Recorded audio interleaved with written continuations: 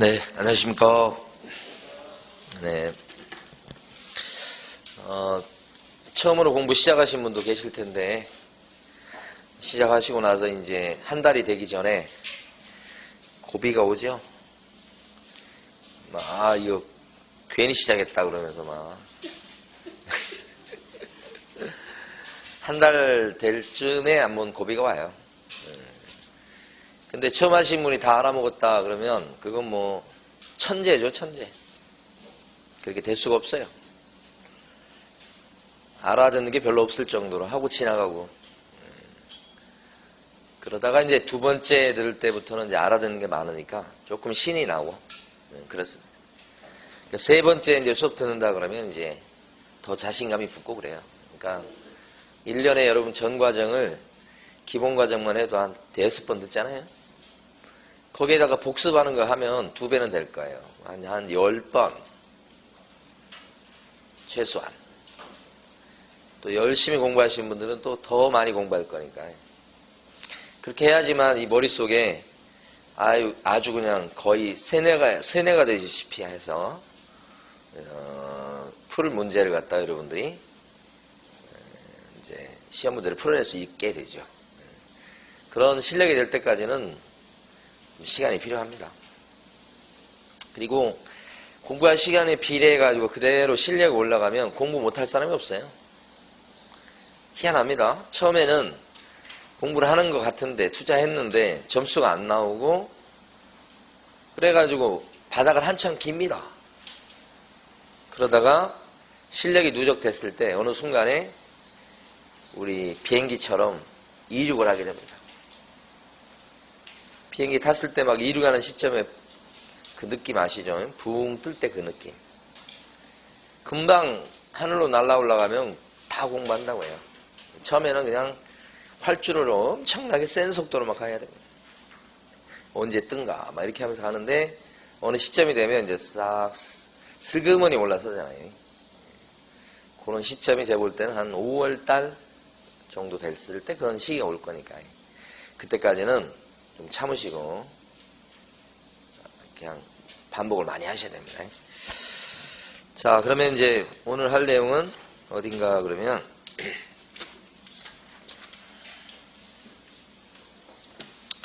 처음에 할 내용이 종업원 얘기를 합니다. 교재는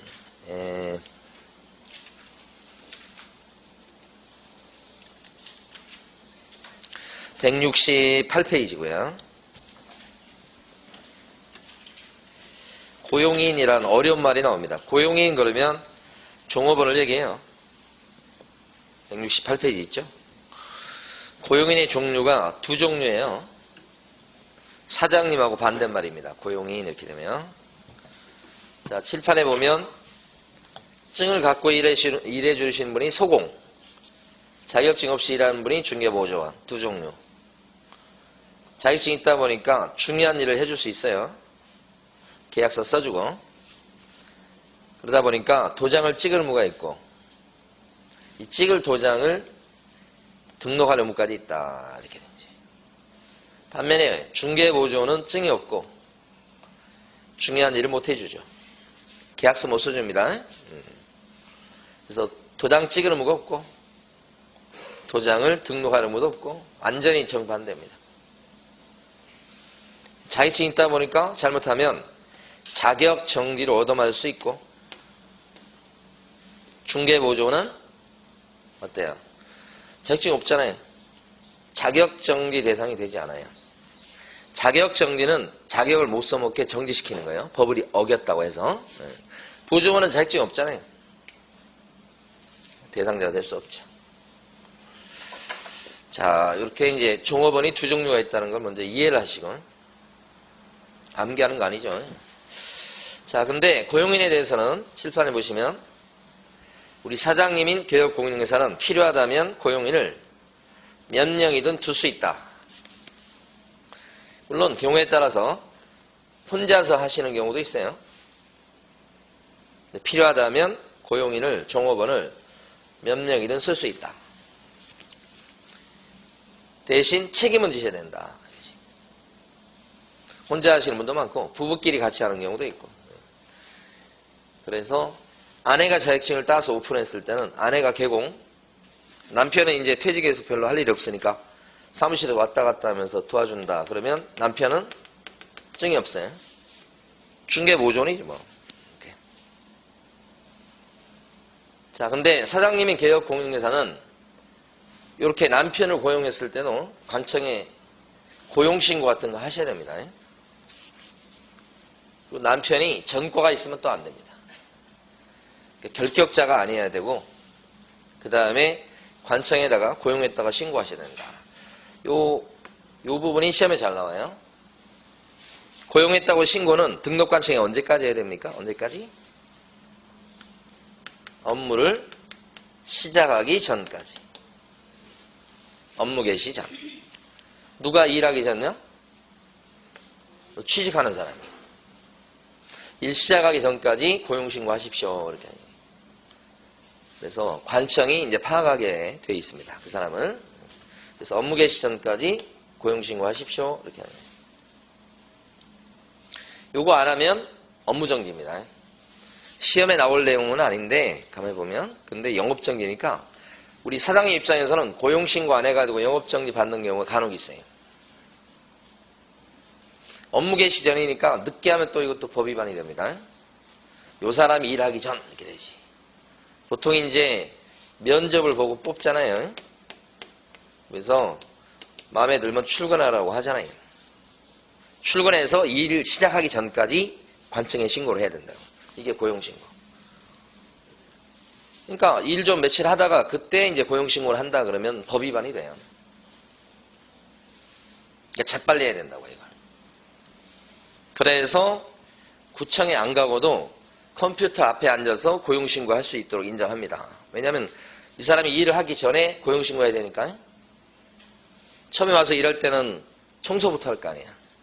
그러면 청소하기 위해서 빗자루를 들기 전에 신고해야 되니까 재빨리 컴퓨터 앞에 앉아서 할 수 있도록 한다는 거지.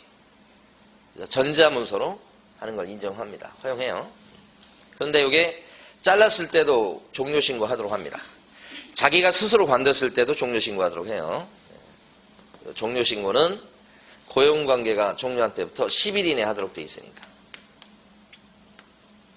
두 개가 바뀌면 안 돼요. 그래서 여기가 전통적으로 시험에 많이 나오는 부분이에요. 관뒀을 때는 10일 이내, 고용 이제 했을 때는 업무 개시 전 이렇게. 그러니까 요 내용이 우리 교재는 어디 보시냐면 170페이지 보시게 되면 가로 2번에 자 동그라미 1번에 있습니다. 둘째 줄에 보면 소공이나 중개보존을 고용했을 때는 언제까지 고용신고 하셔야 되겠다. 가로 2번에 동그라미 1번부터 첫 줄부터 읽어볼게요. 그러면 개업공인중개사는 소공 또는 중개보존을 고용했을 때는 교육을 받도록 한 후 이렇게 돼 있죠. 업무 개시 전까지 등록관청에 신고해야 되겠다. 업무 개시 전 여기가 형광펜이잖아요. 잘 나오는 부분. 전자문서로 할 수도 있죠. 그런데 고용관계가 종료되고 끝났을 때는 셋째 줄 끝에 넷째 줄 앞부분 언제까지 종료신고 하셔야 됩니까? 10일 내. 그래서 이 동그라미 1번에 이 네 줄 중요하고요. 자, 이렇게 되면 이제 고용신고를 받은 등록관청에서는 고용신고 받고서 관청 입장에서 확인할 것이 세 가지가 있습니다요. 관청이 확인할 거. 첫 번째는 자격증이 있는지 없는지 확인. 들으셔야 돼요. 소공이 고용신고가 되고 있어요. 지금 소공이 취직됐는데 고용신고합니다. 그러면 자격증이 있는지 없는지 등록관청이 시도의사한테 확인해서 확인하게 되어 있습니다. 자격증. 두 번째, 결격자인지 아닌지 확인하시라. 이것도 신원조회 해야 되겠죠. 자, 세 번째, 이 고용인에 대한 겁니다. 확인하는 게. 자, 세 번째, 교육을 받았는지 확인하시라. 방금 전에 고용되려면 교육받는다고 그랬죠. 이런 게 가만히 보면 고용인 중에 소공으로 일할 사람이 있고 중개보존으로 일할 사람이 있는데 소공으로 일할 사람 같은 경우는 실무교육을 이수해야 취직이 가능하고 교육시간이 깁니다. 나중에 배워요. 28시간 이상 32시간 이하. 꽤 길어요. 보존될 때는 직무교육을 받으면 보존으로 취직할 수 있어요. 보존이 받아야 될 직무교육 시간은 얼마나 될 것 같아요? 정말 짧아요. 30시간이에요. 차이가 많이 나죠. 그러니까 여기는 계약서 써주고 막 이렇게 할 수 있고 여기는 못하고. 그 교육을 받았는지 확인하시라. 두 가지 교육, 실무교육, 직무교육. 그래서 암기하실 때는 고용신고를 받은 등록관청이 확인하도록 되어 있는 사항이 세 가지입니다. 그렇죠? 그걸 자결교육을 받았는지 확인하시라. 등록관청에서. 혹시 자살교육을 받았는지 이런 뜻이에요. 그래서 자격증이 있는지 없는지, 결격자인지 아닌지, 실현조에 교육을 받았는지 이렇게 확인하셔야 되겠다 하는 거죠. 간혹 보면 이제 막 자살하고 그런 분도 있잖아요. 그래서 어쩔 때는 막 아이고 얼마나 힘들었으면 그랬을까 그런 생각을 할 때도 있고 그래요. 너무 좀 그러면 안 되는 것 같더라고요, 사실은. 자, 거기 보면 동그라미 3번에 첫째 줄부터 셋째 줄까지 마구마구 밑줄 그으셔야 돼요. 고용신고를 받은 등록관청은 자격증을 발급한 시도지사에게 그 소속 공인중개사의 공인중개사 자격 확인을 요청해야 되고, 그 다음에 결격사유에 해당 여부, 그 다음에 교육수료 여부를 확인해야 되겠다. 여기 동그라미 3번 세 줄 암기할 때는 자결교육을 받았는지 확인하시라. 여기가 요새 잘 나옵니다. 여기가 이 부분이. 자, 그 대신 이제 쓰려면 쓸 수 있는데 책임은 지셔야 되지. 책임 부분으로 갑니다. 그러면 칠판을 보셔야 돼. 또 칠판을 보고 그 다음에 교재 밑줄구로 갈 거니까요. 우리 사장님인 개공은 왜 책임지느냐? 법에 근거가 하나 있어요. 조문이. 법조문에 뭐라고 되어 있냐면 고용인을 통해서 돈을 벌고 있잖아요. 그래서 고용인이 한 영업상 활동은, 업무상 행위는 고스란히 개업 공인중개사의 행위로 본다는 조문이 있어요. 사장님이 한 걸로 쳐요. 본다 이렇게. 이런 용어 중요합니다. 본다. 그래서 사장님이 책임을 지게 돼 있다. 그러니까 이게 영업상 활동이면 이 사람을 통해서 돈을 벌고 있기 때문에 혹시 잘못했을 때도 책임지는 게 맞다는 거지. 이 조문. 그래서 업무상 행위에 들어가고 그랬을 때 책임지게 돼 있으니까 만약에 영업상 행위가 아니면 책임 안 지는 거예요. 밑에 있는 종업원이 개인적으로 누구를 갖다가 두둑에 패가지고 물어줄 일이 생겼다. 그걸 왜 책임집니까? 사장님 돈 벌어주다가 했을 때 책임지는 거란 말입니다. 그러니까 업무상 행위일 때나 책임지는 거예요. 개인적으로 누구한테 돈을 꿨어. 그것까지 사장님이 물어주는 건 아니란 말입니다. 그래서 영업상 행위가 원인이 돼야 돼.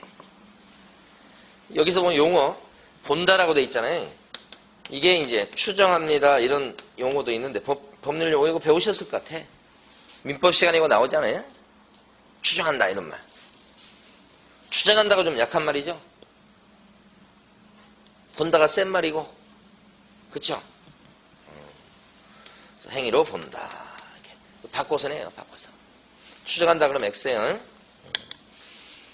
그러면 이제 이건 어떨 것 같아요? 사건이 발생했는데, 격리 아가씨가, 중개업소에 일하는 격리 아가씨가 있었는데, 손님이 계약금을 들고 왔어, 계약하려고. 그러다가 계약이 안 되니까, 계약금을 가지고 갔으면 문제 없는데, 그 손님이 계약금을 격리 아가씨한테 맡겨둔 거야. 사장님한테 얘기도 안 하고. 근데 격리 아가씨가 그 돈을 가지고 도망가 버린 거지. 이랬을 때 우리 사장님은 손해배상 책임이 있느냐, 이게 문제가 되는 거예요. 그럼 핵심은 뭐예요? 격리 아가씨가 계약금을 딱 보관하는 행위가 여기 들어가냐 이 말이지. 어떻게 들어갈 것 같습니까? 바로 상식입니다. 법이라고 하는 것은. 아니 격리 아가씨가 손님 돈을 딱 보관하고 있다가 그거 가지고 도망갔으면 사장님이 맡기라고 안 했습니다만은 사장님의 어떤 영역이 들어가 있잖아요. 그럼 책임져야지. 그래서 여기 보면 업무상 행위 중에 우리 격리 아가씨가 밑에 있는 직원이 계약금을 착실하게 보관하는 행위도 어디에 들어가더라? 영업상행이 들어가서 그거 횡령하고 막 그랬을 때 도망가 버리면 물어주게 돼 있다. 이런 거지. 이 조문에 의해서. 그래서 여러분 교재에서는 어디 가시냐면 172페이지 가시고 172페이지 가시게 되면 가로 2번이에요. 동그라미 1번 첫째 줄하고 둘째 줄까지 밑줄 긋겠습니다. 172페이지요. 제가 지난주에 좀 자를 좀 가져오시라 그랬는데 아직도 안 갖고 계신 분이 계시네. 자, 소속 공인중개사 또는 중개보조원의 업무상 행위는 그를 고용한 개업 공인중개사 행위로 본다. 두 군데 동그라미 치면 어디를 동그라미 쳐야 되겠어요? 업무상 행위 딱 동그라미 쳐야지. 또 한 군데 동그라미 치라고 그러면 본다. 이렇게 두 군데 딱 동그라미. 따라서 제일 밑에 판례 보시면 판례 갑니다. 이제 제일 밑에 판례로 간다는데 왜 거기 위를 보고 계시죠? 보조원이 고의 또는 과실로 거래 당사자에게 손해 입혔을 때 보조원을 고용한 개업 공인중개사만 손해배상 책임지도록 하고 보조원한테는 손해배상 책임을 지우지 않는다는 취지를 규정한 것은 아니다. 이거 중요한 판례입니다. 이게 무슨 얘기냐면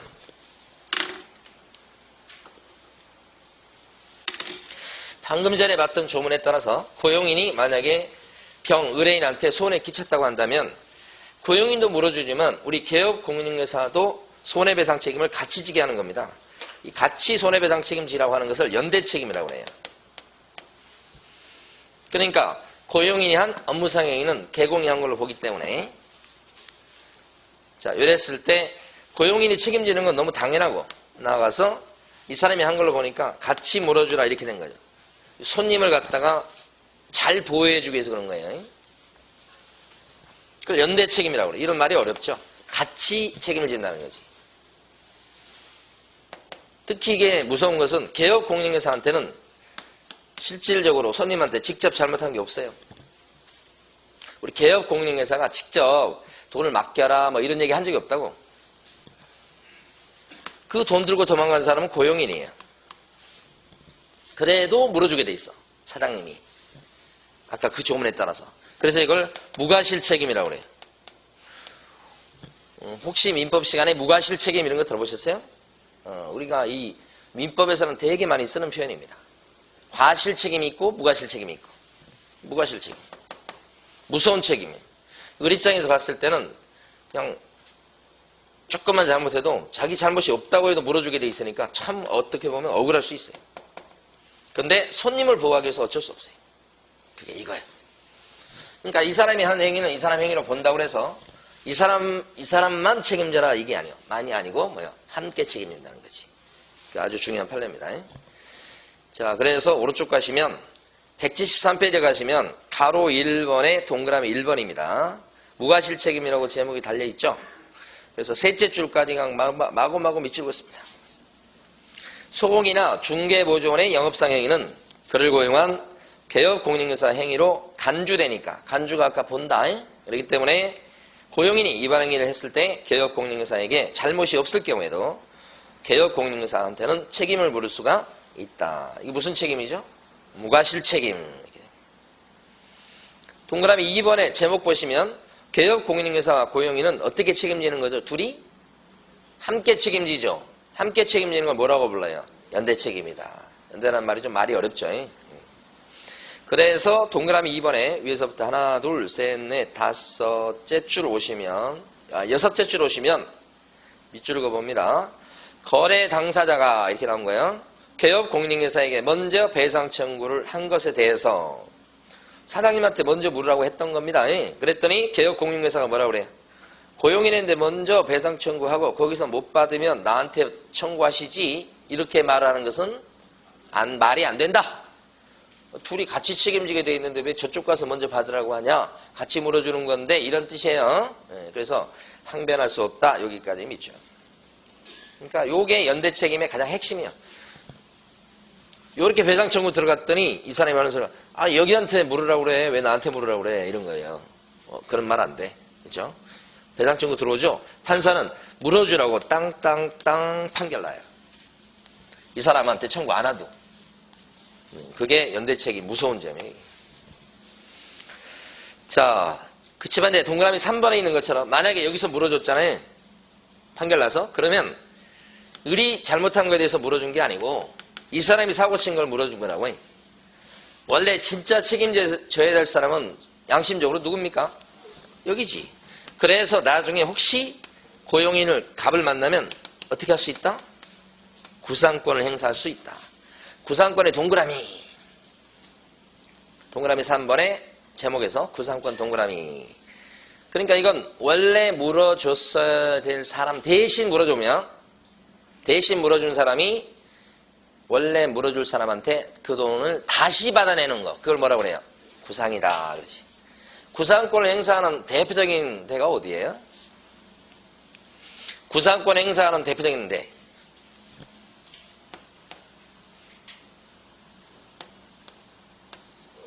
보험회사지. 보험회사는 보험금을 주고 책임보험회사가 얘기하는 거예요. 주고서 나중에 이제 진짜 물어줄 사람한테 야, 너 때문에 내가 줬으니까 내놔 이렇게 한다고 해. 책임보험에서 그런 얘기하는 거예요. 책임보험. 자, 그 다음에 넘어가십니다. 이번에는 요 밑에 걸 가려고 합니다. 밑에 거. 형사책임이라고 써져 있죠. 형사책임을 지는 잘못된 대표적인 행위가 고용인 갑의 행위가 뭐냐 그러면 이거예요. 이거. 거짓말 친 거 누구한테? 손님한테. 그린벨트에서 풀려요. 지금 잡으면 아주 대박입니다. 라면서 거짓말해. 그린벨트에서 풀릴 계획도 없고요. 풀릴 기미도 없는데 손님이 계약서에 도장 찍게끔 만들기 위해서 거짓말을 치는 거예요. 고용인이. 새빨간 거짓말. 누가 거짓말한 거예요? 개공이. 그런데 이렇게 되면 거짓말한 것 때문에 이 고용인 갑은 1년 이하의 징역이나 1천만 원의 벌금으로 형사처벌해요. 여기가. 종업원이. 뭐 종업원만 형사처벌 받고 끝나냐? 아니야. 우리 양벌규정이라고 50조, 중개사법 50조 조문이 있어요. 거기 가면 뭐라고 되어 있냐면 좀 이따 읽어볼 건데 이랬을 때는 우리 개업공인회사는 감독을 잘못했다고 그래가지고 벌금으로 처벌해요. 그러니까 밑에 있는 종업원이 사고 치니까 우리 사장님은 감독을 좀 소홀히 했구만 이렇게 해서 당신도 벌금이야 이렇게 나올 수 있다. 이게 조문이에요 또. 그러니까 위의 내용하고는 밑에 내용은 별개입니다. 조문이 따로 있어요. 그래서 이때는 벌금을 물리고 징역은 없어. 징역은 앞에 특징이에요. 특징. 징역이 없어. 왜냐하면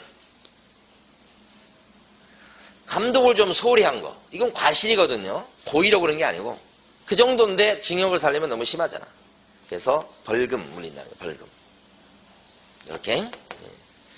그 다음에 이제 이것은 가만히 보면 감독을 잘못했기 때문에 여기도 벌금 주는 거 아니에요? 그래서 이것은 과실 책임 같아요? 무과실 책임 같아요? 과실 책임. 무슨 잘못이 있죠? 과실? 감독을 잘못한 거. 그 점에서 위에 나와 있는 손해배상 책임하고 성격이 틀리죠? 손해배상 책임은 무슨 책임이요? 무과실 책임. 그러니까 이 사람이 아무런 잘못이 없다고 해도 물어주게 돼 있고 이 사람이 감독을 철저히 했는데도 불구하고 이렇게 사고 냈다 그랬을 때도 물어주게 돼 있고 그게 뭐예요? 무조건 책임이란 말입니다. 민사 책임에서는 무과실 책임이 나오는데 형사 책임에는 이 우주 안에 무과실 책임이 존재하지 않아요. 만약에 여러분들이 형사처벌을 받는데 아무런 잘못이 없는데 형사처벌을 받는다고 해봐. 그걸 견디시겠어요? 여러분들이? 인정하겠냐고. 내가 하나도 잘못이 없는데 잡아간다고 생각해봐. 어떻게 그걸 인정을 하겠어요? 그래서 형사처벌이에요. 형사처벌. 형사처벌은 우주 안에 100% 다 과실 책임이에요. 자, 이쪽 부분을 한번 봐봐요. 교재 보시면 174페이지 가십니다.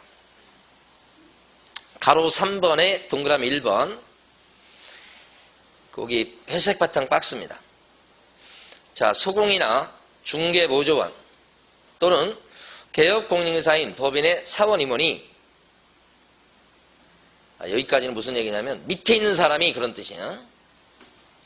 밑에 있는 사람이 중개 업무를 보다가 48조나 49조에 해당하는 위반행위를 한 때는 이렇게 돼 있죠. 48조나 49조가 뭐냐면요, 징역이나 벌금을 살리는 조문이에요. 징역이나 벌금을 물리는 조문이라고. 그런 조문에 해당돼서 그런 위반행위를 하면 셋째 줄, 행위자를 당연히 벌 주겠고, 이 벌 준다는 것은 징역이나 벌금으로 처벌한다는 뜻입니다. 벌 주는 것 이외에 누구도 사장님인 개공한테도 해당 조에 규정된 뭘 때린다고요? 벌금 때린다고요. 벌금형을 과한다. 마지막 넷째 줄에 벌금형에다가 시뻘겋게 칠해 놓으셔야 돼. 이게 양벌 규정인데 둘 다 벌 준다고 하는 건데 사장님은 징역은 없어. 감독을 잘못한 정도니까 뭐예요? 벌금이야. 여기 징역 나오면 안 된다고. 그 넷째 줄이 제일 중요하다고. 벌금형. 그러면 하나만 더 보고 이제 문제 풀러 갈까요? 그게 뭐냐? 만약에 개업공인중개사 을이 고용인에 대해서 감독을 철저히 했어. 쫓아다니면서 혹시 사고 칠까봐 잠도 안 자고 막 철저히 감시했단 말입니다. 그런데도 그냥 사고를 쳐버렸네. 이랬을 때는 우리 사장님은 벌금으로 처벌해야 되겠냐 이 말이지. 어떨 것 같아? 사장님은 잠도 못 잤다니까. 쫓아다니면서 혹시나 얘가 사고 칠까봐 그랬는데 그냥 사고를 쳐버린 거야. 사장님 어떻게 속였는지 어쨌는지 이렇게. 그랬을 때 벌금으로 처벌해야 되겠냐? 벌금으로. 처벌해야 됩니까? 감독을 처벌해야 하는 점이 없잖아요 지금. 그러면 처벌하면 안 되는 거예요. 감독을 할 만큼 했다며. 그래서 처벌하지 못하는 거예요. 그래서 무슨 책임? 과실 책임이라고. 그래서 왜 못 받아들이는 거예요? 여러분들이 만약에 여기 사장이 돼봐. 밑에 사람이 그냥 사기쳤어 여기를. 그거에 대해서 민사적으로 돈으로 물어주는 것은 어떻게 해요? 여기서 민사라는 건 돈으로 물어주는 거예요. 그건 물어주셔 그래. 잘못이 없어도. 그래야 이 손님이 보호될 거니까. 그리고 그 영업장은 이 사람이 관할 아래 있으니까. 그런데 여기서 벌금이라고 하는 건 형사처벌이에요. 형사처벌. 형사처벌 받는 것까지 잘못이 하나도 없는데 벌금으로 처벌한다면 그건 견디기 힘들어요. 그건. 그 민주국가 아니에요 그런 건. 그래서 감독을 철저히 했다면 벌금 때려서는 안 된다. 자, 밑줄 긋겠습니다.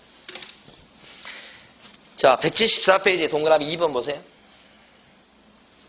174페이지 동그라미 2번에 보면 과실 책임의 성격이라고 돼 있잖아요. 그냥 저기 뭐야 그거 뭐지? 그 밑줄 긋는 거 뭐야? 자로 그길 셋째 줄 앞부분까지 밑줄 긋습니다. 개업공인중개사가 고용인의 위반행위를 방지하기 위해서 해당 업무에 관해서 상당한 주의와 감독을 게을리하지 않았을 때는 벌금 때려야 안 때려요? 벌금을 면한다고 돼 있잖아. 벌금을 면한다. 이게 핵심이라고. 자, 이러시면 안 돼요 여러분. 만약에 개업공인중개사가 을이 고용인에 대해서 감독을 철저히 했는데 우리 고용인이 손님한테 손해 입혀가지고 손해를 끼치게 했을 때는 우리 개업공인중개사는 손해배상 책임을 지는 거예요 안 지는 거예요? 감독을 잘 했는데 여기서 사고 친 거예요. 그러면 손해배상 책임을 지는 거예요 안 지는 거예요? 지는 거지. 돈으로 물어주는 것은 손해배상 책임은 이거 무과실 책임이니까. 근데 감독을 철저히 했는데 사고 냈어. 그랬을 때 감독 잘못했다고 그래가지고 그죠? 철저히 했는데도 감독 잘못했다고 해서 벌금형으로 처벌받게 하는 게 맞는 거예요? 벌금형은 없이. 감독을 잘했을 때는 그래도 물어주긴 하는데 감독을 잘했다 그랬을 때 형사처벌 안 받는다고. 그게 구별하는 게 제일 핵심이에요.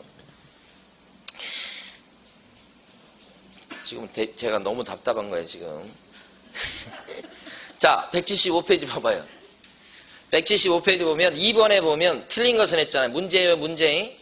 2번 1번 개업공인중개사는 중개보조원과 고용관계가 종료됐을 때 종료일로부터 10일 내 등록관청에 신고해야 된다.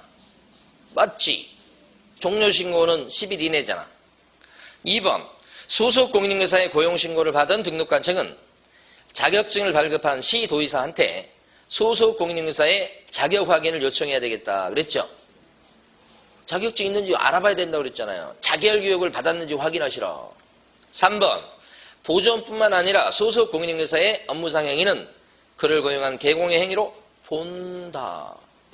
맞죠? 4번 개업 공인중개사는 중개보존을 고용했을 때는 등록관청에 신고를 하고서 업무 개시 전까지 등록관청이 실시하는 직무교육을 받도록 해야 되겠다 그랬습니다. 어때요 지금? 등록관청에 신고를 하고 나서 그 다음에 업무 개시 전까지 신고하고 나서 업무 개시 전까지 직무교육을 받도록 해야 된다. 그래요? 고용신고하기 전에 직무교육을 받도록 해야지. 신고하기 전에 직무교육을 받도록 해야지. 신고해놓고 그 다음에 교육받으시오. 그러면 안 된다고. 자, 5번 보조원의 고용신고를 받은 등록관청은 그 사실을 중개사 협회에 통보해야 되겠다. 그랬죠? 요 5번 잘 알아두세요.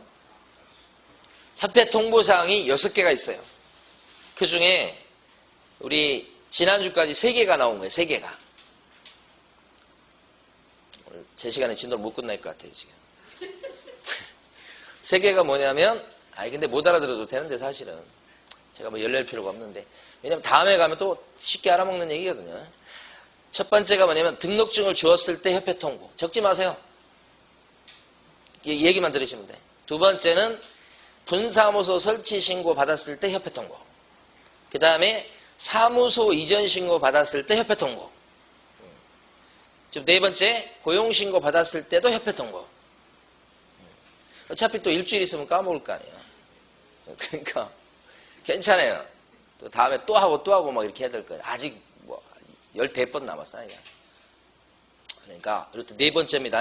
나중에는 다 암기하고 막 그렇게 할 겁니다. 지금 이런 게 있구나 이러시면 돼요. 자, 그 다음에 우리 문제 중에서 OX 문제 나간 거 있잖아요. 1번 OX예요. X예요. OX 문제라니까 왜 책을 붙들고 있을까? OX 문제. O X죠. X. 고용신고인데 지금 언제까지? 업무 개시 전 이렇게 하셔야지. 업무 개시 전 이렇게. 2번 중개보조원이 고의 또는 과실로 거래 당사자에게 손해 입혔을 때 그 보조원을 고용한 개업 공인중개사만 손해배상 책임을 진다.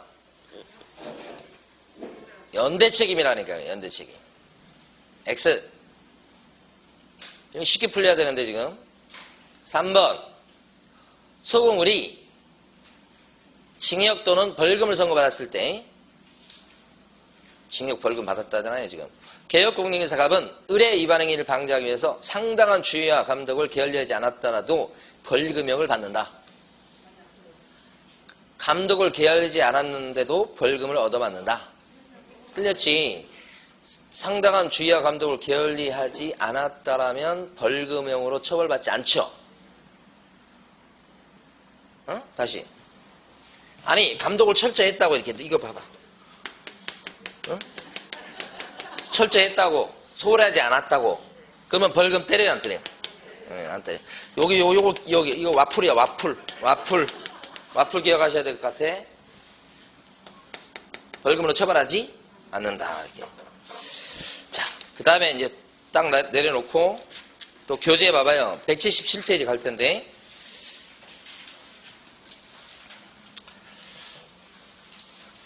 칠판 보세요.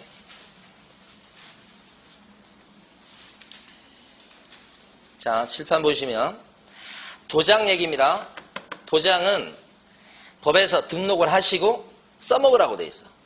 날인한다는 게 뭐냐면 사용한다는 게 뭐냐면 날인한다는 거야. 에? 말이 지금 빨리 해야 돼서 막 앞뒤가 바뀌잖아요 지금. 사용한다가 뭐예요? 찍는다. 어떤 도장을 찍어야 돼? 등록된 도장을 찍어야 돼.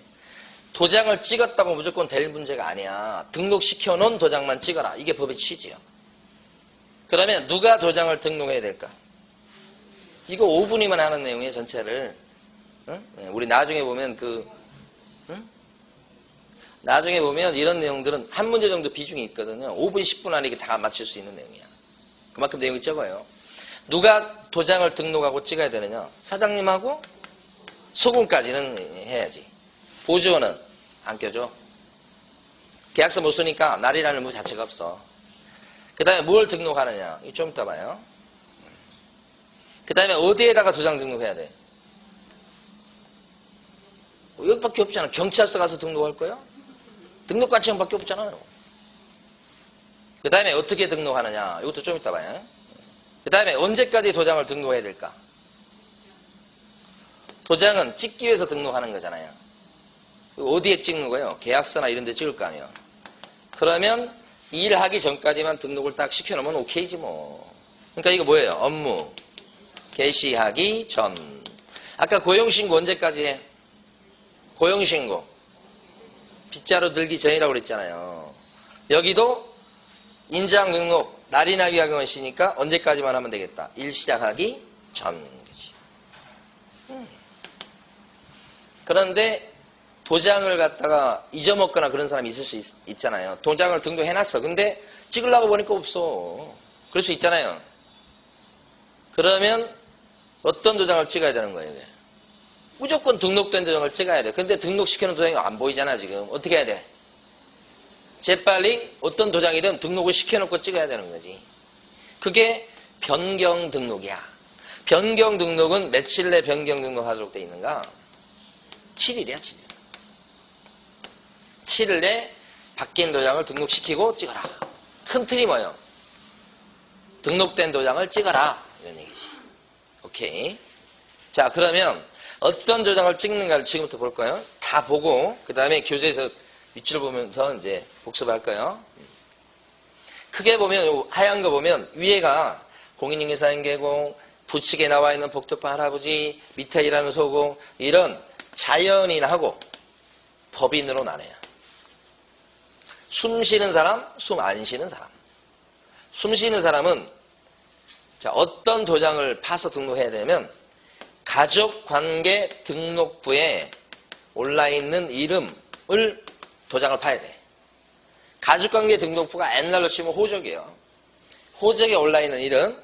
그 다음에 또 보면 주민등록표 거기에 올라있는 거기에 등재되어 있는 이름 그걸로 도장을 파야 돼.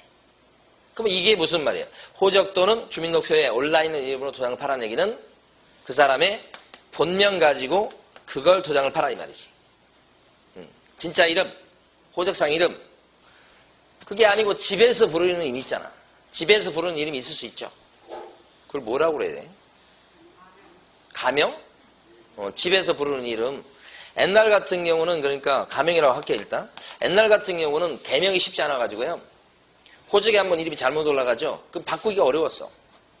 그래서 호적상 이름 못 바꾸니까 부르기라도 이제 좋은 이름 불러야 된다고 해서 집에서 이제 호적상 이름하고 다르게 막 불러. 그 가명으로 도장을 파고 그 다음에 그걸 하면 안 돼. 네? 네. 본명으로 도장 파고 등록해야 된다. 요새는 이제 개명이 좀 쉬워졌어요. 그래서 그런 게 있는데 어쨌든 간에 본명으로 도장을 파시오. 이름 2개인 사람들 얘기하는 겁니다. 근데 그런 도장을 팔 때 그 도장 크기가 가로 세로 각각 7mm 이상 30mm 이너 30mm 이내의 도장을 파도록 되어 있어. 30mm는 뭐냐 그러면 3cm야 그게. 3cm 도장이면 되게 큰 거예요. 그래서 7mm 이상 30mm 이내의 도장을 파서 이걸 가지고 등록을 시켜놓고 써먹어라 이런 얘기. 이건 자연인이 그렇고 교재는 좀 이따 지금 보려고 지금 공부 방법을 바꿔본 거야. 답답해갖고 지금. 두 번째는 자연인은 법인은 어떤 도장을 파서 등록하고 써야 되는 거냐. 에? 법인 얘기 나오면 여기는 무조건 상업 등기 규칙이란 말을 해봐야 돼. 거기에 따라서 상업등기소에 신고한 법인의 인장으로서 법인의 인감도장이 돼야 돼요. 법인의 인감도장을 등록을 하고 써먹어라 이 말이지. 법인 인감입니다. 예. 법인은 무조건 법인 인감. 그래서 실제 등록하지 않습니다. 법인은. 왜냐하면 어차피 인감수령을 갖다가 찍을 거니까. 법인은 찍어야 되니까. 그래서 법인의 인감증명서를 떼서 관청에 갖다 내는 걸로 대신해 버립니다. 그걸 대신하는 걸 가름한다고 그래요. 시험 문제 지원에 5번 이상 나온 거예요. 실제 등록 안 하지. 근데 이제 분사무소가 문제지. 분사무소. 분사무소는 분사무소에서 따로 계약서 써요? 안 써요? 쓰지. 그럼 거기다 썼을 때 거기다 찍을 도장이 필요하지. 그 도장은 원래는 분사무소는 주된 사무소, 이 법인하고 같은 식구야. 같은 집안. 그래서 원래는 상업등기 규칙에 따라서 신고한 법인의 인장, 법인의 인감도장을 등록하고 찍어야 돼. 원래는 사실은. 그런데 법인의 인감도장이 한 개밖에 없을 거 아니야. 그러니까 이걸 같이 쓰려면 좀 불편하지. 그래서 등록하고 써먹을 수 있는 장을 하나 더 인정했지. 그게 뭐냐면 대표자가 보증하는 인장이죠. 일종의 사용인감이지. 그러니까 분사무소 같은 경우는 등록해서 써먹을 수 있는 장이 2개. 하나가 법인의 인장. 요걸 하면 좀 불편하겠네. 대표자가 보증하는 인장. 요것은 좀 편하게 쓸 수 있겠네. 둘 중에 하나 택하시면 돼. 분사무소가. 자, 그 다음에 어떻게 인장을 등록하느냐. 이게 마지막 내용이야. 인장을 등록할 때 보면 우리 부동산 사장님은 처음에 사무실 오픈할 때 등록 신청서를 등록관청에 낼 거거든요. 그때 자기가 쓰겠다고 작심한 도장을 등록 신청서 오른쪽 귀퉁이에 가면 네모칸이 있어요. 거기다가 자기가 쓸 인장을 빨간 인주를 묻혀가지고 여기다 찍어. 그래서 등록 신청서를 내면 등록 신청하면서 인장 등록을 같이 할 수 있어요. 이렇게. 이건 인장 등록이야. 사용할 인장을 여기서 찍어서 내는 거니까. 근데 이렇게 안 하고 개설 등록 신청할 때는 이거 안 하고 등록 신청을 해서 등록만 해. 사무실 오픈만 하고 인장 등록 신고서 양식이 따로 있어요. 거기에 오른쪽 귀퉁이에 또 네모칸이 있어. 거기다 쓸 인장을 여기다 찍어서 이렇게 낼 수 있지. 이렇게 내면 이때는 중개사무소 개설 등록은 개설 등록대로 하고 인장은 또 인장대로 등록을 별도로 한다는 뜻입니다. 그러니까 이 양식을 이용해서 등록하는 방법 하나, 별도로 이걸 통해서 등록하는 방법 둘 이렇게 되지. 소공도 마찬가지예요. 소공도 인장 등록해야 되죠. 소공에 대해서는 사장님은 뭐 해야 돼요? 고용신고. 고용신고 아까 언제까지? 업무 개시 전까지. 그렇죠? 고용신고 아까 전자문서로 할 수 있다고 그랬죠? 그러면 고용신고서를 낼 때 소속 공인중개사가 거기 껴들어가서 오른쪽 귀퉁이에 가면 도장 찍는 칸이 있어. 네모칸이. 거기다 소공이 뭐 을이라고 합시다. 을이 여기다 도장을 콱 찍어서 내면 이때 사장님 개공갑은 고용신고를 하는 거고 우리 밑에 있는 우리 소공은 인장 등록하는 거고 이렇게 고용신고서 양식을 통해서 인장을 등록할 수 있고 일타쌍피 여기도. 근데 이런 경우는 어때요? 이거 이렇게 하지 말고 고용 인장 등록 신고서 양식이 있다고 그랬잖아요. 거기다가 소공을이 자기가 쓰겠다고 작심한 도장을 여기다 찍어. 그래서 그걸 내면 인장 등록이 되는 거지. 그래서 소공은 고용신고서를 활용하는 방법 하나, 인장 등록 신고서를 이용하는 방법 두 가지죠. 그래서 이렇게 인장을 등록하고 써야 되겠다. 어디에 쓸까요? 마지막. 이제 실 거예요, 이제. 어디에 도장을 등록하고 써야 됩니까? 등록관청에 등록하고 이제 써먹는 거죠. 그러면 계약서에다가 확인설명서에다가 개공이나 소공이 등록된 도장을 찍어야 돼. 파란 게 등록된 도장. 빨간 게 소공이 등록시켜놓은 도장. 이렇게 써야 된다는 얘기지. 만약에 이걸 안 지키면 어떻게 되냐? 안 지키면. 등록된 도장을 안 찍고 등록 안 된 도장을 찍었다 이렇게. 그러면 부동산 사장님은 영업정지 등록 안 된 도장을 찍어놨다고 그래서 등록 안 된 도장을 이렇게 노란색으로 해야 되겠네. 이렇게. 소공이요. 등록된 도장을 빨간 거 안 찍고 안 된 노란 도장을 찍어놔서 소공이 그럼 뭐예요 이거? 자격정지입니다. 이렇게 된다고요. 제재를 받죠? 등록된 도장 안 찍었다고 제재 받는 거예요? 여기까지가 여기예요. 인장얘기요. 다 끝났잖아. 5분 만에 끝났잖아. 10분이구나. 자, 쉬는 시간에 그 OX 문제 풀어놓으세요. 나눠드린 거예요. 자, 쉬겠습니다.